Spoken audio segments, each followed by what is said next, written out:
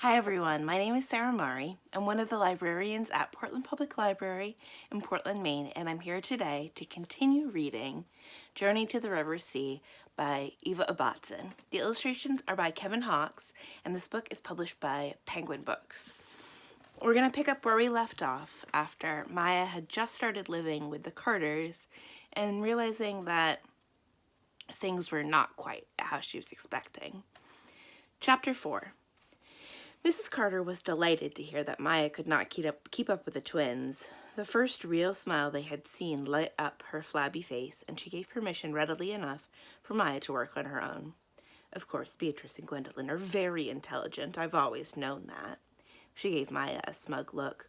I dare say you'll catch up soon enough if you apply yourself. So each morning Maya was set to work on the veranda at a small wicker table. Miss Minton gave her exercises and projects, and occasionally she left Dr. Bowman and the twins to see if she needed help, but mostly Maya worked on her own and loved it. She learned about the explorers who had braved incredible hardships to map the rivers and mountains of Brazil. She copied the drawings made by the early naturalists, drawing of marmosets and tapirs and anacondas, and of the great trees which supplied the world with precious woods and rare medicines. It was as though Miss Minton's books gave her back the mysterious country that she had longed to see, and which the Carters had shut out.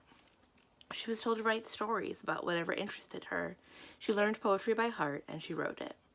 From time to time, she would knock on the door of the dining room, where the twins were doing their lessons, and ask how to spell a word, choosing an easy one so that the girls could despise her. "How do you spell table?" Maya would say, trying to sound worried, and Beatrice would tell her how to spell it and say, "Goodness, can't you even spell that?" But mostly no one took any notice of what Maya was doing. The teaching had been good at the academy, but Miss Minton was a born teacher. Not that Maya enjoyed all her lessons. Minty insisted on an hour of math each day, and she also made her go on learning Portuguese. And Maya was about to complain when she tried out a few words on the Solon maid Tappy, and found that Tappy understood her and almost smiled. It was because Miss Minton was determined that she should learn about the country that she lived in that Maya had her first meeting with Mr. Carter in his study. The girls were drawing a teapot according to the instructions of Dr. Bowman, narrowing their round blue eyes as they measured the exact distance from the handle to the spout, when Miss Minton came to Maya and said, "It's time you learned to draw proper maps. Go and ask Mr. Carter if there's a chart or map of the country surrounding his house." Maya looked up alarmed. She had scarcely spoken to Mr. Carter, who mostly sat silent and gloomy at meals and vanished as soon as he could. "Must I?" asked Maya. "Yes," said Miss Minton, and returned to the twins. Mr. Carter's room was at the end of the main part of the house. As Maya knocked on the door, she heard shuffling and rustling as though papers were being quickly put away. And then she heard, "Come in." The room was dismal and dark, like all the rooms in the house, and the air was full of smoke from the cigarettes which hung from Mr. Carter's lower lip whenever he was alone. It was also dusty because he did not allow the maids to come in and clean. The charts and sail figures tacked to the wall had curling edges and looked as though they had been there for years. Piles of paper lay in untidy heaps in the drawers and filing cabinets. But in the center of Mr. Carter's desk was a cleared space covered in a white cloth, and on it were small round objects which he was examining carefully through a lens. At first Maya thought that they might be samples of rubber or specimens of soil or seeds, but when she came closer, she gave a little gasp. They were eyes. Glass eyes, but still definitely eyes, and not the eyes of dolls or teddy bear. No, these were human eyes, and so carefully made that it was hard to believe they were not real. The back of the eyes were hollowed like seashells to fit over the muscles of the person who had worn them, but the front was a perfectly copied ball. There were blue eyes and brown and hazel, and in the center of the colored part, a black pupil, which looked as though it must really let in light. "As you can see, I'm sorting my collection," said Mr. Carter. There's Mr. Carter and his eyeballs. He picked up one of the largest of the balls, crisscrossed with tiny scarlet veins, and held it to the light. "This is the left eye of the Duke of Waynford. He lost a real one in the Battle of Waterloo. It's worth a pretty penny, I can tell you." Maya swallowed. "How do you get hold of them?" Oh, I have a man who sends them out from England. There's quite a few dealers in the business. They get them from undertakers as often as not. Most people don't mind too much what happens afterward. He put down the Duke's eye and picked up another one. Now this one's really special. It's the right eye of a famous actress who was burnt in a fire in the theater. Tilly Tyndale, she was called. Look at the color. It's as blue as the sky, isn't it? You wouldn't believe what this would fetch. Of course, the really valuable ones are the doubles, but they're rare. You mean 2 eyes from the same person? From someone who lost both eyes? Mr. Carter nodded. I've got 3 pairs, and they're worth more than the rest put together. He put a hand towards the blue velvet box, but changed his mind. The doubles were too valuable to show a child. I'll tell you, said Mr. Carter. If this house went up in flames, it's my collection I'd save. After you'd saved your wife and the twins, said Maya. He looked up sharply. Eh? Yes, of course. That goes without saying. Now what was it that you wanted? Miss Minton was wondering whether you might have a map or a chart of the country around the house. It's just to borrow for a little while. Mr. Carter sighed, but he got up and began to rummage in a number of drawers. Here you are, he said, returning with a rolled-up chart. Covers 10 square miles behind the house. Bring it back. Maya thanked him and left. She had never seen such a sad room or such a sad hobby. But the map was interesting. She took it to her room and waited until evening when Miss Minton came to do what she called hearing Maya read. Since Maya read fluently since she was 6 years old, this mostly meant asking Maya what she thought of David Copperfield, or arguing with her about sentimental poems, which Maya liked and Miss Minton didn't. Look, I've been trying to copy this, but it's difficult. Would you believe there are so many little rivers and streams and channels behind the house? Miss Minton bent to look. They're called igapes, she said, and the native people go up and down them in their canoes. Even the one that seems to be choked with reeds are often navigatable. It looks as though one could go to Manus the back way, not down the main river if one had a canoe. And if one knew the way, said Miss Minton, looking at the maze of little waterways. After she left, Maya again climbed onto the chair and looked out to the huts in the back. She had found how to loosen the netting nailed over the window, and so could undo the catch. She knew the lullaby now came from the middle hut, where Tappy and Furo lived. Sometimes she hummed it to herself in bed, and she was beginning to make out more and more people. The girl, the gardener's wife, who had walked across the first night in her bright dress, was called Conchita. Her baby was a demon, always trying to wriggle out of her grasp, and the old lady in the middle hut who tended to the chickens was Furo's aunt. But Blow the Wind Southerly, the tune that she had heard someone whistle on the first night, never came again. That Maya's lessons were so interesting was a good thing, because the twins went on being unfriendly and rude. Each day when she saw them in the fresh white dress, which Tappy's younger sister, Unini, washed and ironed in a small, steamy hut beside the boathouse, she felt hopeful. The fair girls, their pretty dresses, their pink and blue ribbons, seemed to belong to the twins that she had imagined before she came. But the twins lived strange lives inside of the dark and stuffy house. Like those pale insect grubs that exist only to be fed and groomed by the twins ordered the servants to comb their hair, to pick up their handkerchiefs, to iron their hair ribbons. They never went anywhere alone, following each other even to the bathroom, and when they shook their heads or nodded, they moved absolutely together, as though they were puppets pulled by the same string. Yet one did not get the feeling that they were fond of each other, or indeed of anyone or anything else. As for Maya, the girls never lost a chance of snubbing her or making her feel unwanted. Mostly it was just words, but sometimes, when no one was there, they pushed her against the rough-cast wall of the corridor or dug their elbows into her. She had caught them coming out of her room, and she knew that they picked over her things, and whenever they could, they tried to get her in trouble. It was a long time since Maya had thought that Gwendolyn's pinch that first day had been an accident. Then, at the beginning of the following week, they went into Manus. Perhaps Maya may prefer to stay behind and rest, suggested Mrs. Carter hopefully. Oh no, please. Mr. Murray has made it clear that Maya is to have dancing and music lessons also, said Miss Minton firmly. Since the twins' lessons were being paid for by the money that Maya had brought, there was nothing that Mrs. Carter could do. They traveled down the Negro in the same dark green launch that had brought them from the ship. Mrs. Carter and the twins sat in the cabin with the doors and windows shut, and Maya and Miss Minton sat on the deck. Your hair'll get all messy, said Beatrice. But Maya needed to feel the wind on her face. She felt as though she had been in prison for a week. Though they had docked there, Maya had not really seen the city. Now, as they drove in from the harbor, in a cab drawn by an old horse and a sun hat, she was amazed by the beauty and elegance of Manus. They drove past mansions painted in every color, pink and ochre and blue, with flowers tumbling from window boxes. In the garden surrounding them were blossoming orange and lemon trees and mangoes and wonderful creepers climbing over the railings. They passed 2 churches, a museum, a little park with a bandstand and a children's playground.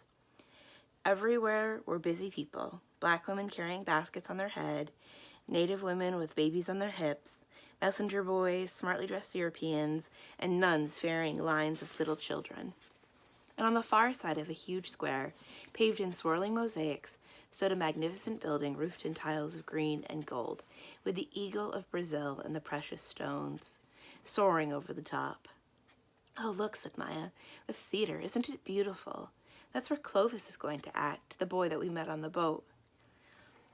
"We're going there later to pick up our tickets," said Beatrice. "We're going to see little Lord Fauntleroy," said Gwendolen. "Oh, good," said Maya innocently. "That's the play that he's got the lead in." The twins looked at each other, but said nothing then. They drove down a street of elegant shops. Dress shops and shoe shops, saddlers and hat makers. It was incredible. This luxury 1,000 miles from the mouth of the river. There seemed to be everything here that one could find in Europe. The dress shops excited the twins. They leaned out the cab, peering and arguing. "Florette's still got that polka dot muslin in the window. Can we go in, Mommy? You said we could shop properly this month. Can we have new dresses?" Mrs. Carter nodded. She would be able to pay off the money that she owed Florette. Well, not all of it. She owed money everywhere, and Maya's allowance would have to be doled out carefully. Fortunately, Maya herself wouldn't need new clothes for a long time. The child was dressed very plainly, she thought, looking at Maya's blue poplin skirt and white blouse, but the materials were good. But first they stopped at Madame Duchamp's Academy of Dance. Madame Duchamp was a Frenchwoman who had the wit to understand that the wealthy rubber growers and merchants who had come to Manus wanted to make sure that their children missed nothing that they could have had in Europe. So she ran classes in ballroom dancing, folk dancing, ballet. The class that the twins went to was a mixed one of boys and girls. There were children of all nationalities, Russian, English, French, and of course Brazilian, some pure Portuguese, some of mixed race, native with Portuguese, black with it native, for the people of Brazil had intermarried for centuries and were proud of their mixed blood.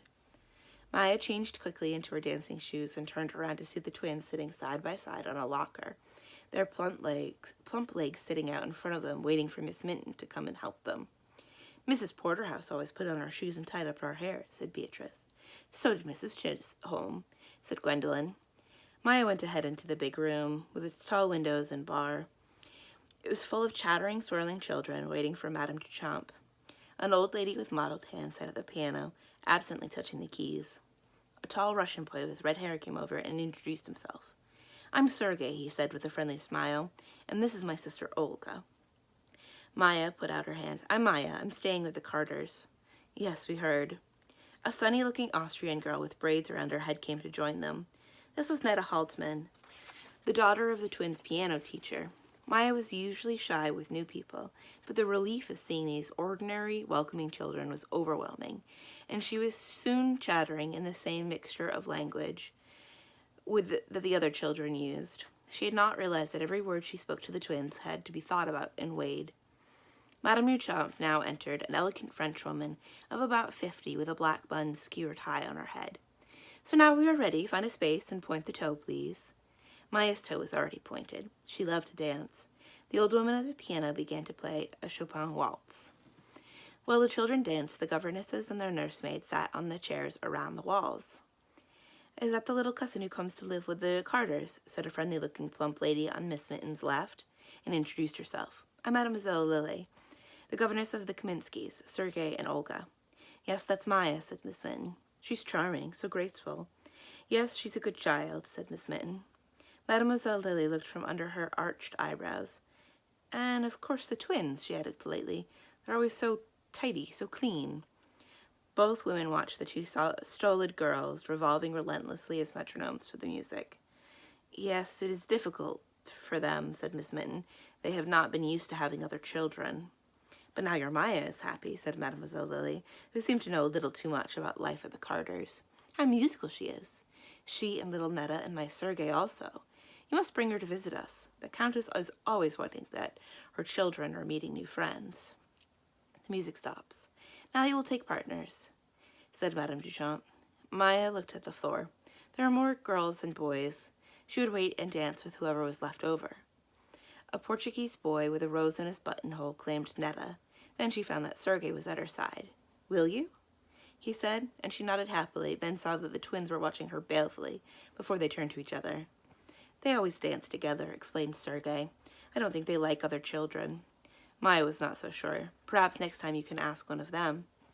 No, they make me frightened, he said, and laughed. It was a wonderful hour. The shabby old lady had played for the Imperial Russian Ballet School. She coaxed real music out of the battered piano. Maya forgot about the twins, forgot the dark and gloomy house, and danced. But 5 minutes before the end of the lesson, something happened that changed her mood completely. 2 men came into the room. They were dressed in black trousers, black jacket, black shoes, and as they walked over to Madame Duchamp, it was as though a pair of gloomy crows had stalked into the room. The larger of the crows put his hand up, and the piano fell silent. Then the men approached Madame Duchamp and spoke to her in a low voice. Maya could not hear what they were saying, but she felt a shiver of unease, and when she looked at Miss Minton, she saw that her governess was frowning. I know nothing of such a boy, said Madame Duchamp firmly. Nothing. The men spoke again, and when she nodded, they turned to the class.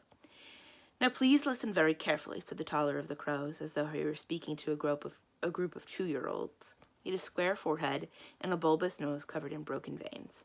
My name is Trapwood, and my partner here is Mr. Lowe, and we have come to Manus on an important mission, a very important mission. We have come to find a boy who is living somewhere near here and who must be brought back to England. Mr. Lowe, the thinner, smaller crow, blinked his watery eyes and nodded. Must be brought back, he repeated in a high voice. Quickly, must be taken without delay. The boy is the son of an Englishman called Bernard Trevner, who settled out here and who is now dead, Mr. Trapwood went on. He was drowned when his canoe overturned in the rapids. Now, does anyone here know such a boy? The children looked at each other. Those who spoke English translated what the crows had said into other languages, and everyone shook their heads. What does he look like? Asked the tall girl. We don't know, nor do we know his first name, but he must be found. Mr. Lowe was getting agitated. His voice had risen to an even higher squeak. Still the children shook their heads. Well, if you do see anything unusual, anything at all, or if anything occurs to you later that makes you think you know where he might be found, you must go to the police station. Do you understand me? Said Mr. Trapwood, who seemed to think that the children had lost their wits. Or you can come to the Pension Maria and ask for Mr. Trapwood and Mr. Lowe. What has he done? Asked a brave child, the son of a custom officer. There's neither here nor there, said the taller crow, but he must be found and he must be taken back to England. He said, we will be offering a reward, he said in an oily voice. And remember, anyone hiding such a boy would be guilty of interfering with the law, which means that he could be locked up, or she. They could be put in prison, squeaked Mr. Lowe. They left then, and Madame Duchamp called for a final polka, but the lightness had gone out of the day. Sergei knew about the crows. They arrived yesterday on the mailboat, and they've been prowling round here ever since, asking questions. He said, I hope they do not catch him, said Netta.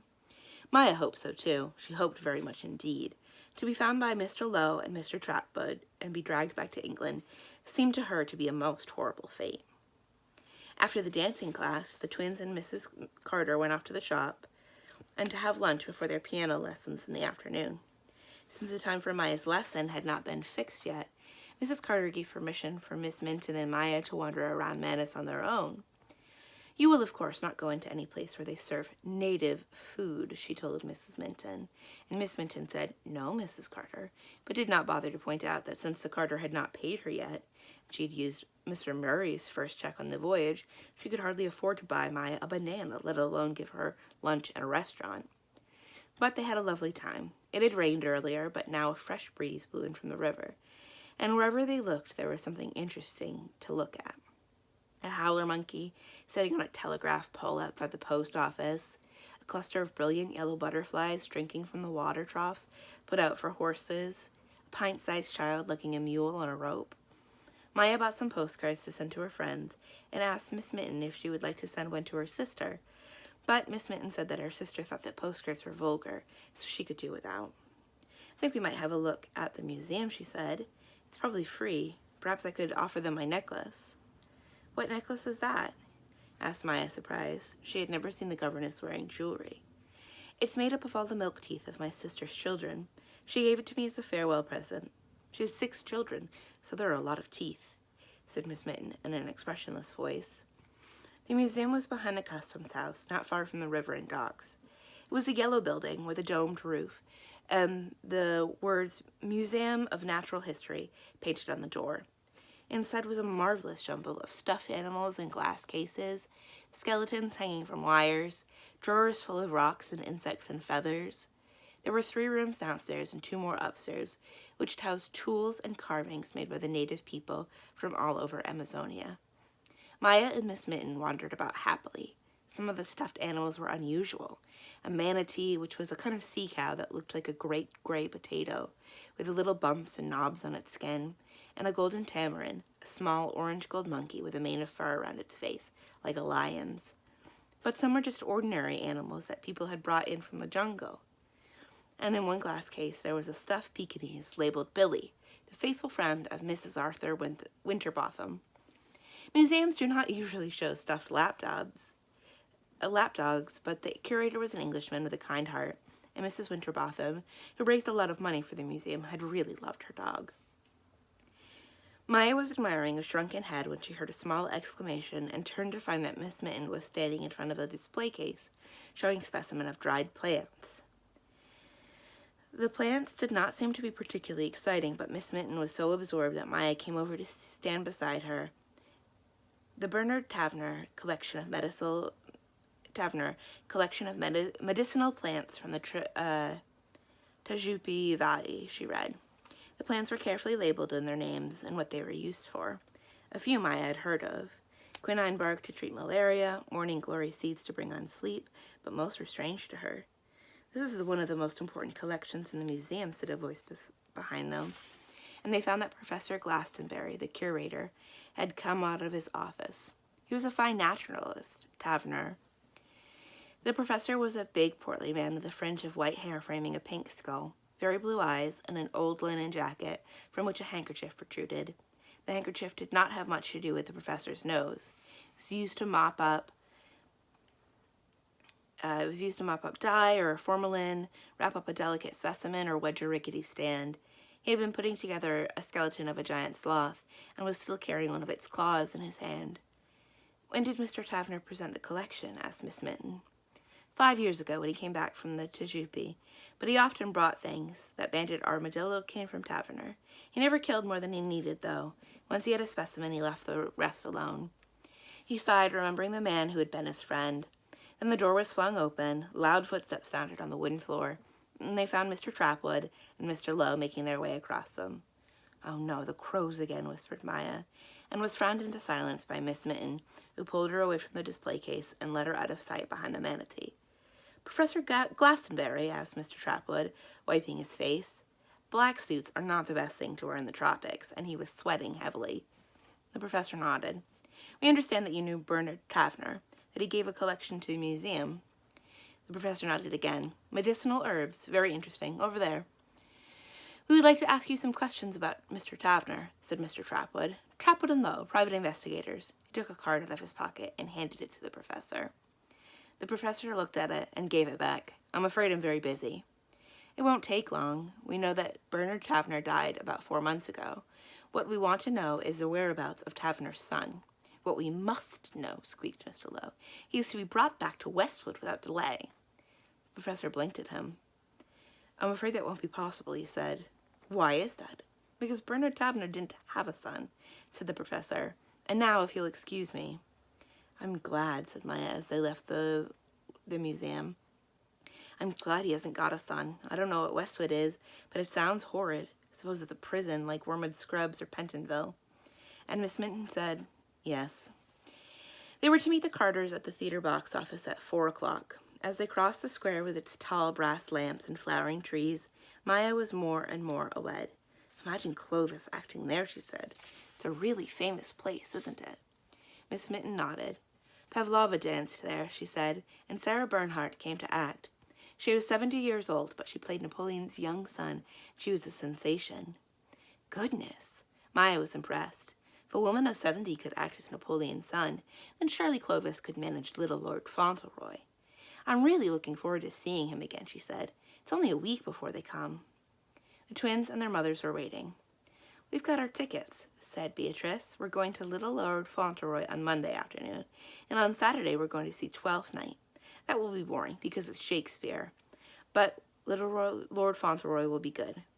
Yes, it is. We saw Clovis rehearsing. He was splendid. The twins stared at Maya. Oh, you aren't going? We got the tickets weeks ago before we knew you were coming. They're all sold out, aren't they, Mummy? Mrs. Carter nodded absently. She was sending the doorman out for a cab. I promised Clovis I would be there, said Maya, fighting off tears. I promised. He'll have forgotten, said Gwendolen. Actors don't remember people. He'll have forgotten he ever met you. And they followed their mother to the waiting cab. The twins were wrong about Clovis. He wasn't clever, but he was faithful, and as soon as the Pilgrim players arrived in Manus, he asked where he could find a place called Taparini, or House of Rest, and a family called Carter.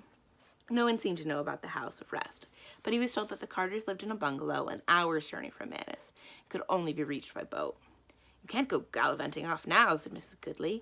We've got the dress rehearsal this afternoon, and when you see the theater you won't want to. It's twice the size of anything you played in before. This did nothing to cheer up Clovis, who said he felt sick. Everyone feels sick in the stumps, said Nancy Goodley. The company had taken the top floor of the Hotel Paradiso, which was the cheapest hotel in Manus. It was also the worst. Gray slugs crawled over the wooden floor of the showers. The lavatories were filthy, and the smell of bean stew being tortured to death in rancid cooking oil stole through the rooms and corridors all day.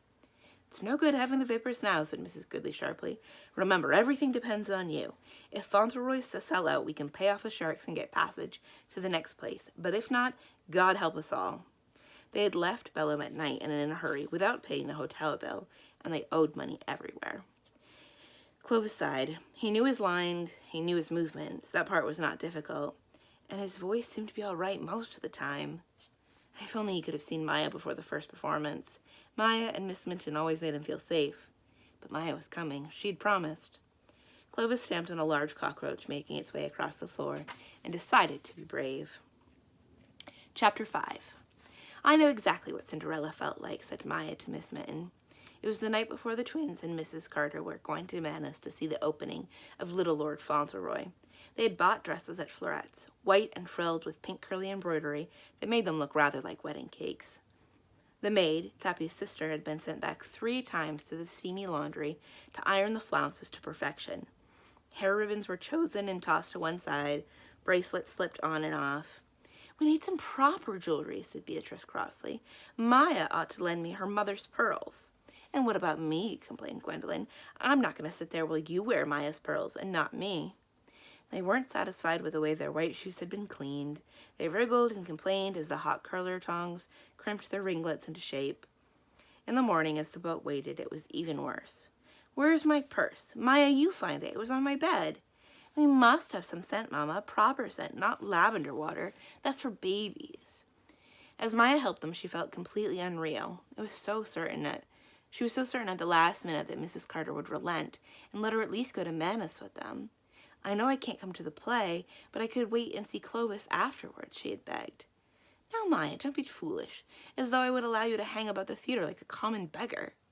But at last the girl's hair was safely netted against the breeze, and the maids, looking as sullen as Maya had ever seen them, fetched the twins' shoe bags and cloaks. As the boat drew away, Tappy, standing beside Maya, said clearly, "As pentas." Maya looked at her startled. She must have heard wrong, but when she looked up the word in the dictionary, they meant what she had thought they meant.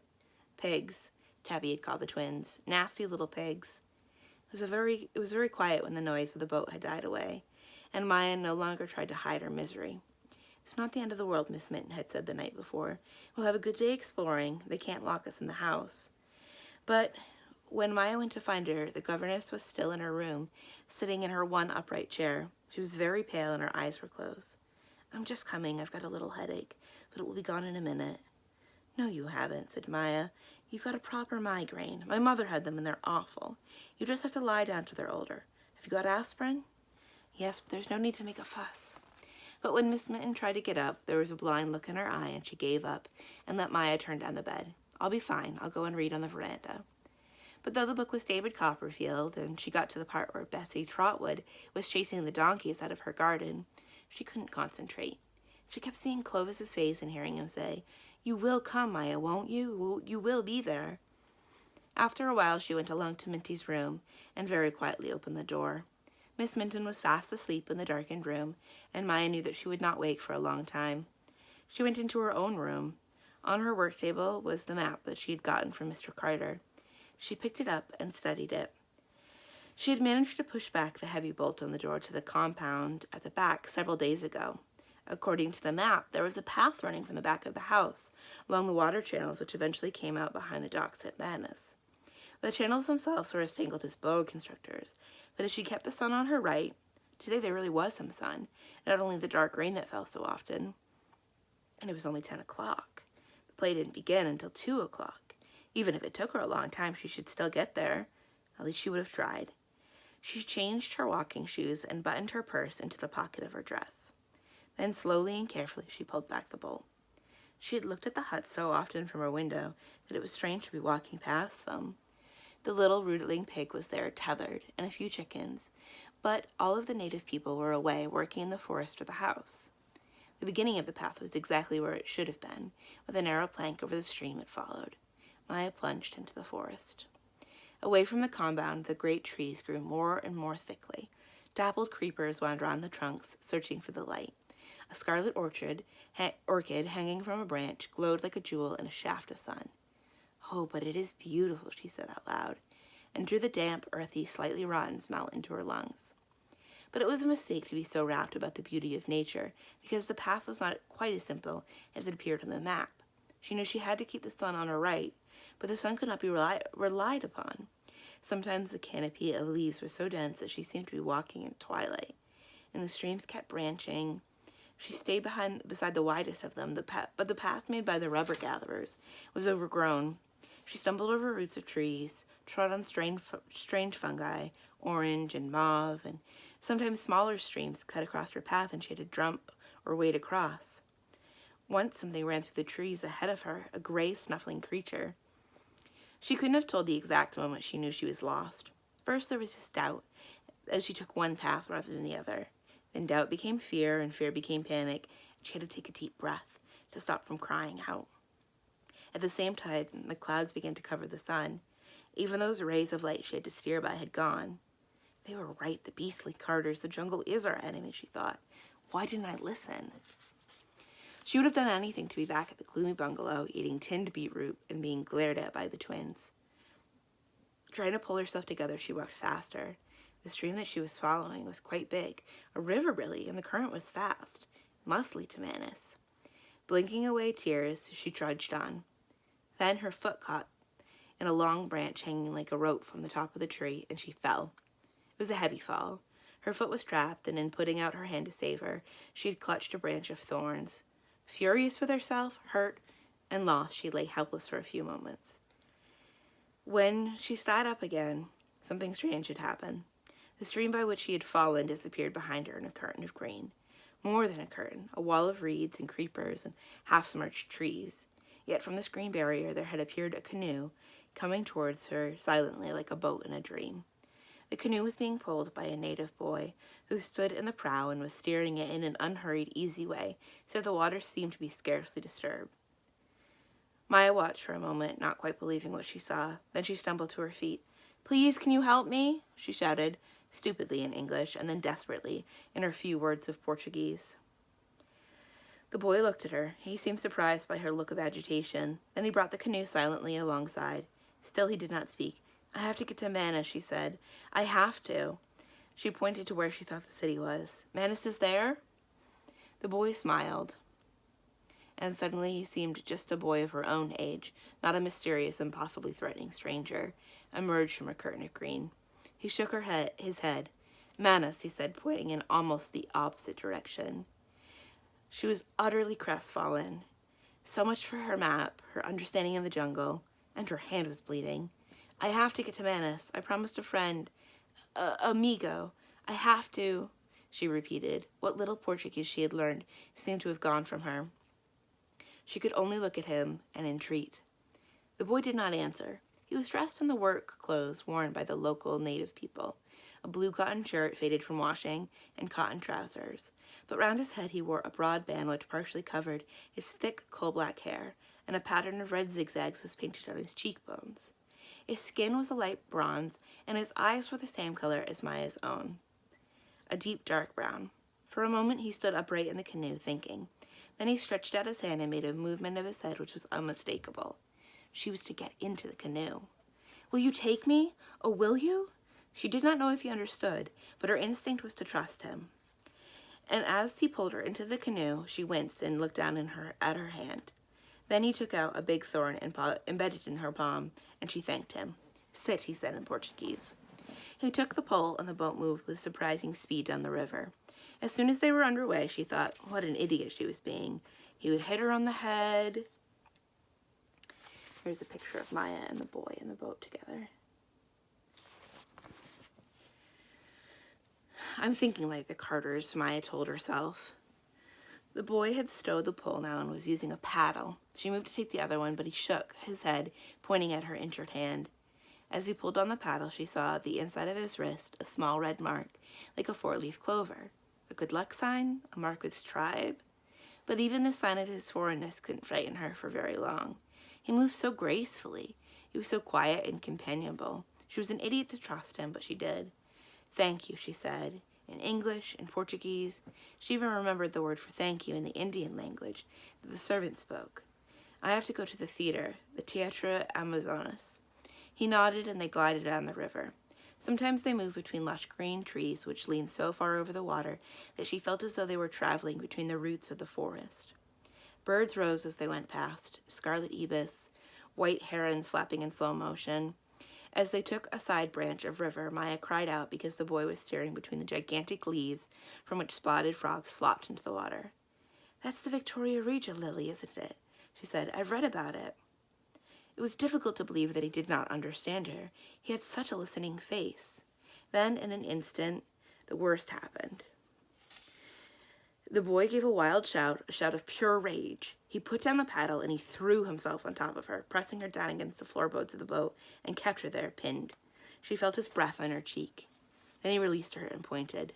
They had passed under a wicked-looking branch, with spikes the size of knives. If he hadn't forced her down, Maya would have been knocked unconscious or even blinded. As he clambered back and picked up the paddle, he was still muttering furiously in his own language and kept glaring at her. Without deciphering a single word, she knew that he was scolding her for her carelessness, trying to explain that one had to be alert the whole time in the jungle. Idiota, he said finally, and though Senhora and Senhora Oliveira in the phrasebook had not used the word, Maya understood it well enough. She was very careful after that, keeping a proper lookout, but nothing could quite quell her delight at the beauty that she saw about her. It was as though she were taking the journey she had imagined on top of the library ladder the day she had heard about her new life. Then the stream became wider, the current stronger, and she caught a glimpse of a low-color washed house and heard a dog bark. Manus, he said. He drove to the bank and helped her out. She took out her purse, but he would not take her money, nor would he listen to her thank. Tetrasan Amazonas, he said, pointing straight ahead. He would go no further towards the civilization. The boy watched her as she ran off. She looked back once and waved, but he had already turned the boat. He pulled swiftly back through the maze of waterways. When he reached the place that he had found Maya, he smiled and half shook his head. Then he set the canoe hard at the curtain of green and vanished into his secret world. That's where we're going to stop today. Hope you'll join me tomorrow when we pick up with Chapter 6. We've been reading The Journey to the River Sea by Eva Ibbotson, illustrated by Kevin Hawkes, and published by Puffin Books. My name is Sarah Mari. I'm one of the librarians at Portland Public Library in Portland, Maine. Thank you for listening, and I hope to see you again soon. Bye.